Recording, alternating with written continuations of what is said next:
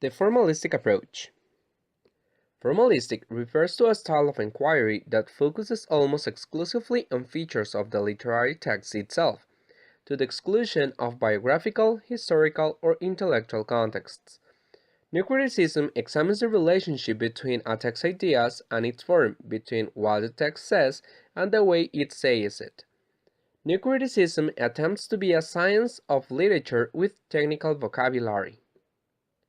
It emphasizes explication or close reading of the work itself. It aims to classify, categorize, and catalog works according to their formal attributes.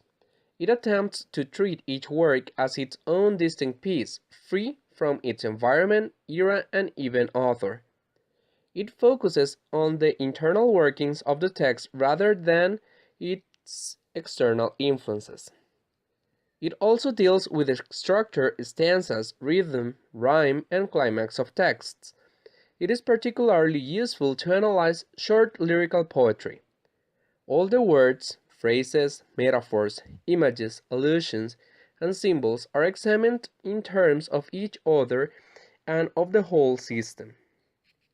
Its analyses are called explications, since its emphasis is on the text itself. It warns about two fallacies when analyzing a text. One, the intentional fallacy, not separating the text from any intention of the author. And two, the affective fallacy, to judge a text by its emotional effect on the reader.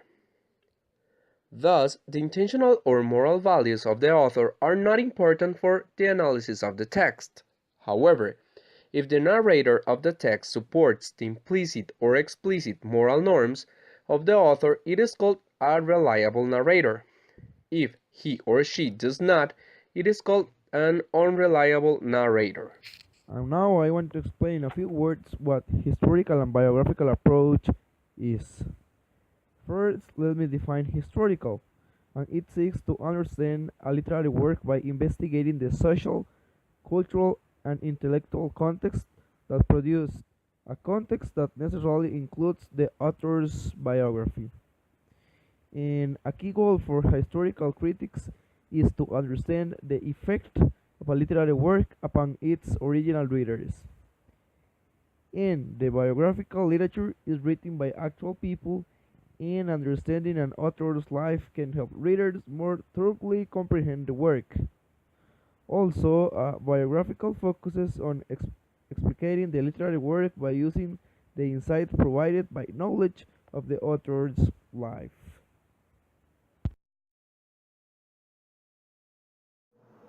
The philosophical and moral approach usually describes or evaluates a work in terms of the ideas and values it contains. This often means examining works' ideas and values in relation to a particular ethical, philosophical, or religious system.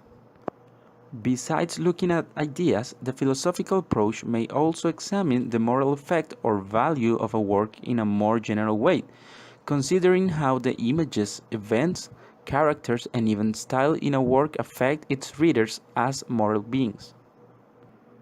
This approach focuses on moral and ethics and stands for the idea that literature has a didactic purpose.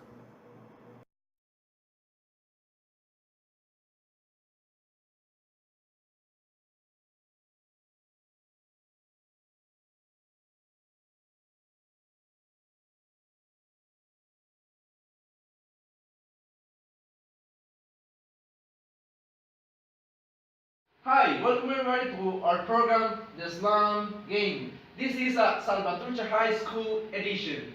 In this time, we are going to have the participation of two students. The first one, Kevin, who comes from El Salvador. Hey, how are you, man? How are you, man? Okay, come here, yes.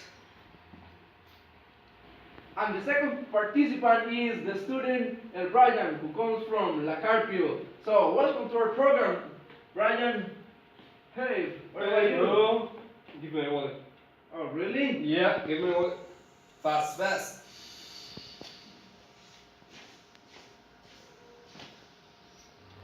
This game consists of a set of questions about the traditional approaches to analyze literature, where the students have to come up with the best answer. The student who wins the game will pass the course, and the other one will repeat it with the same professor. Okay, guys, the first question for you. Does any of you can give me a general idea about the historical and the biographical approach? Is it Guanacaste? It is not. No, you don't ask. This is Punta Arenas. No way. Okay guys, let me tell you, you have 0 points. Look at this. Biographical or historical approach focuses on explaining the literary work by using the insight provided by knowledge of the author's life.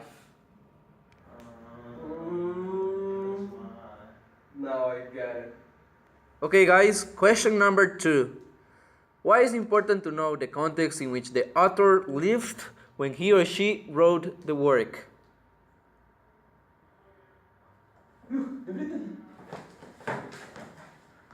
Tell me. Because knowing the context, we could picture what influenced him in order to write the text.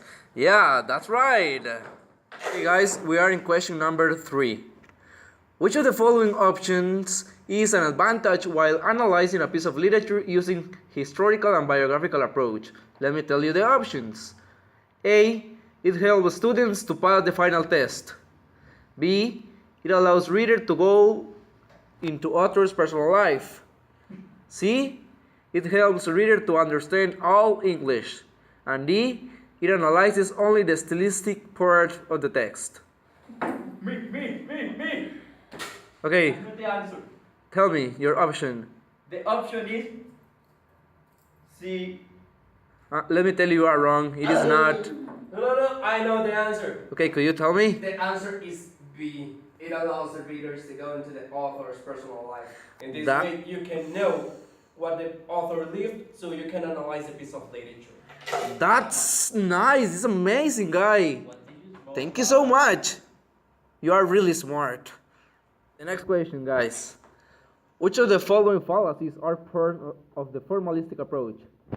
Intentional and affective fallacies, personal and personal fallacies, biographical and moral fallacies, or D, intentional and personal fallacies? Me. Okay, El Brian. I remember this, we studied in class. It's D. Intentional and personal fallacies? Yeah. Are you sure? Yeah, why not? I guess You are wrong. I guess it's option A, intentional and affective fallacies.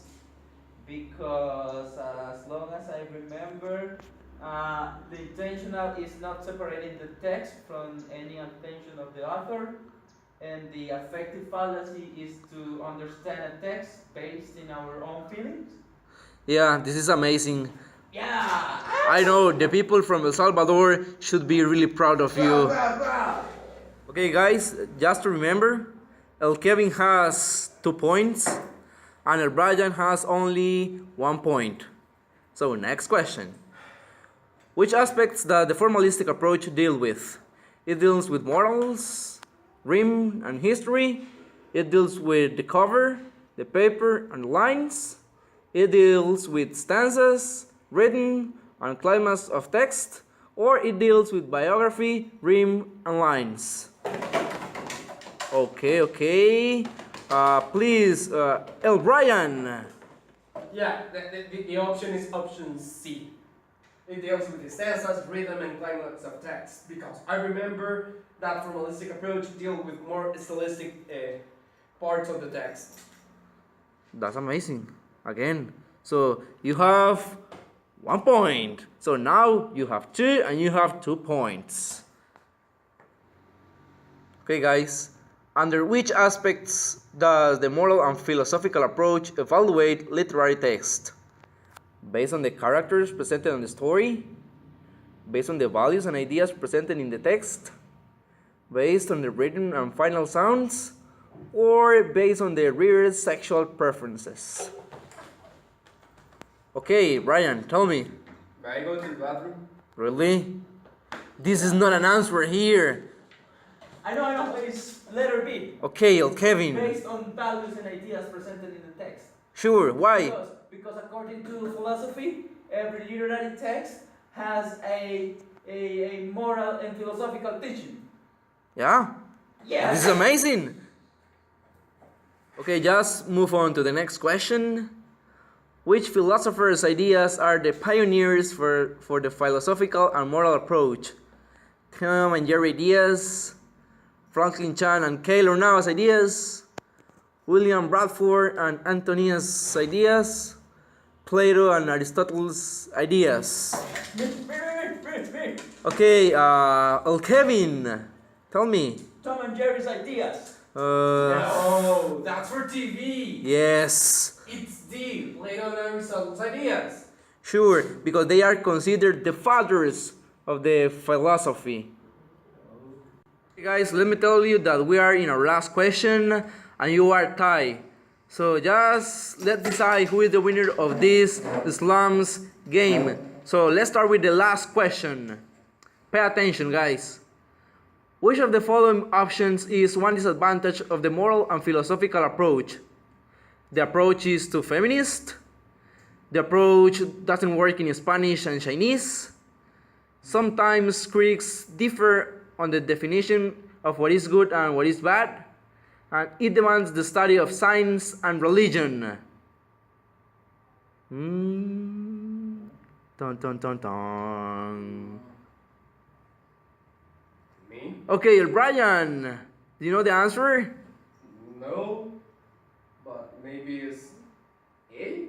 The approach is too feminist. No, you are wrong. Now you have the opportunity, Kevin. See? Yes, you see! Now you are the winner of this game! So congratulations! Okay, my friend, now that you are the winner, let me give you the certificate that allows you to pass the course. Thank you, my man. Okay, congratulations. Okay. But let me tell you something. Our participant Brian has to repeat comparative literature next year with the same professor. Welcome everybody to our program, The Slums Games. This is a special edition of the Guys. Hi, welcome everybody. No, you are wrong. I know, it's A. Intentional and effective. Guys, welcome to our next question. Welcome to. Let me tell you something. Our student Ryan has to repeat the course, which is literature. Comparative literature. Let me tell you something. Guess what? Ryan has to repeat the course comparative literature next year with the